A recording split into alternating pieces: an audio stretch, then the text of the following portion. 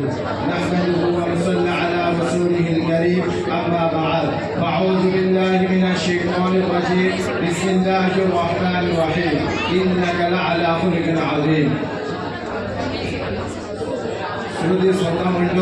ধাত্রীর বুকে যখন অমানসিক অত্যাচার, অবিচার, ব্যভিচার, শিরক, বিদআত, কুসংস্কার ও ফিতনা ফাসাদের কুঞ্চটিকায় গোটা পৃথিবী ঘোর অন্ধকার অমানসার কৃষ্ণরেখায় আচ্ছাদিত হতো, তখন মানব সমাজ সুখ শান্তির জন্য চাতক পাখির ন্যায় নয়ন মিলে গগন চেয়ে থাকতো।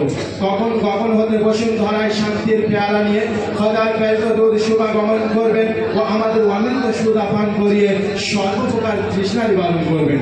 ঠিক সেই সময় চিরকল্যাণময় সর্বসাধারণ জনগোষ্ঠীর কল্যাণার্থে যুগোপযোগী নিত্য নতুন নবীগণকে ধরার বুকে প্রেরিত করতেন এবং সেই সমস্ত নবীগণ খোদার নিকট হতে আগত অমৃত সুধা পান করিয়ে হারিয়ে যাওয়া সুখ শান্তি স্বর্ণ পেয়ালা মানব সমাজকে উপহার দিয়ে ইহলোক ত্যাগ করতেন। এরূপ ভাবে ৯ অথবা ১২ রবিউল আউয়াল সুবেহে সাদিকের সময় নবীগণের সমাপ্তি শুভ বার্তা নিয়ে আবির্ভাব হলেন নবীগণের সরকার বিশ্বনবী সাল্লাল্লাহু আলাইহি ওয়াসাল্লাম। প্রিয় নবী মুহাম্মদ সাল্লাল্লাহু আলাইহি ওয়াসাল্লাম এমন এক যুগে আবির্ভাব হলেন যে যুগের মানুষ ছিল সিংহের চাইতে হিংস্র, অজগরের চাইতে বিষাক্ত, শিয়ালের চাইতে ধূর্ত, কুকুরের চাইতে লোভী, শুকুরের চাইতে নিকৃষ্ট, যেখানে বাদল ধরা পায় না।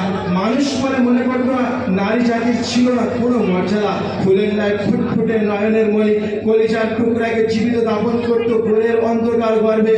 সে যুগের কথা স্মরণে পড়লে নয়ন দিয়ে গড়িয়ে পড়ে অস্ত্র চল জন্মধরা পাষাণ হৃদয় টুকরে কেঁদে ওঠে পক্ষ পিঞ্জারে হাহাকারের প্লাবন বল। সে কি অমানসিক অত্যাচার! মোট কথা সর্বপ্রকার পাপ কারিমার কৃষ্ণরেখায় আচ্ছাদিত হয়েছিল গোটা পৃথিবী। ঠিক সেই সময় অশান্তির বার্তা দূর করতে নিপীড়িত, নির্যাতিত, লাঞ্ছিত, বঞ্চিত, অপমানিত, পদদলিত দুর্বল মানুষের অভিভাবক ও ভ্রান্ত প্রতীকের পথের দিশারি হয়ে কুসংস্কার ও পদ্ধতি দূর করতে আবির্ভূত হন বিশ্বনবী সাল্লাল্লাহু আলাইহি ওয়াসাল্লাম। সুতরাং প্রিয় নবী সাল্লাল্লাহু আলাইহি ওয়াসাল্লাম ৬৩ বছর জীবন আদর্শে যে অনুপম অপূর্ব মনোরম আদর্শের থিওরি মানব সমাজকে উপহার দিলেন, তা হিন্দু, মুসলিম, ইহুদি, খ্রিস্টান, শিখ, ফরাসি, ইহুদি, নাসারা এক কথায় সর্বকালের সর্বযুগের সব শ্রেণীর জন্য প্রযোজ্য। যে আদর্শের কথা পাওয়া যায় রাশিয়ার লিমার্সের আদর্শ থেকে, লেনিনের মতাদর্শ থেকে, চীনের কনফুসিয়াসের পরিকর্ম থেকে, গৌতম বুদ্ধের জীবনী থেকে, শ্রীরামকৃষ্ণ, স্বামী বিবেকানন্দের শিক্ষা থেকে সবার মতাদর্শ ও পন্থা নিক্ষিপ্ত হয়েছে ইতিহাসের আস্থা করে। কিন্তু প্রিয় নবী সাল্লাল্লাহু আলাইহি ওয়াসাল্লামের মতাদর্শ ও স্থান পেয়েছে শাহী দরবারের রাজ সিংহাসনে।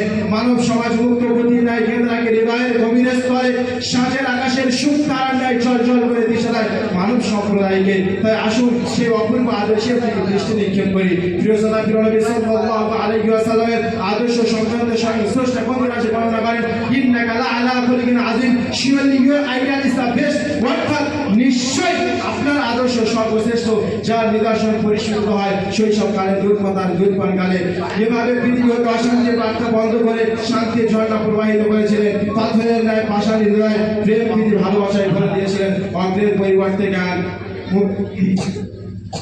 যার দৃষ্টান্ত বিরল, পৃথিবী খুঁজে মেলে না, আর পৃথিবীর শেষ লগ্ন পর্যন্ত মিলবে না। তাই তো আমার কলম বলে নবীর চরিত্র চিত্রিত করেছে আপন চিত্র মাঝে, সম্মানের আসনে সমাসীন তারা বিশ্ব সমাজে। আল-আনা আনা আখতাতিমুল কালাম। আসসালামু আলাইকুম ওয়া রাহমাতুল্লাহি ওয়া বারাকাতুহু।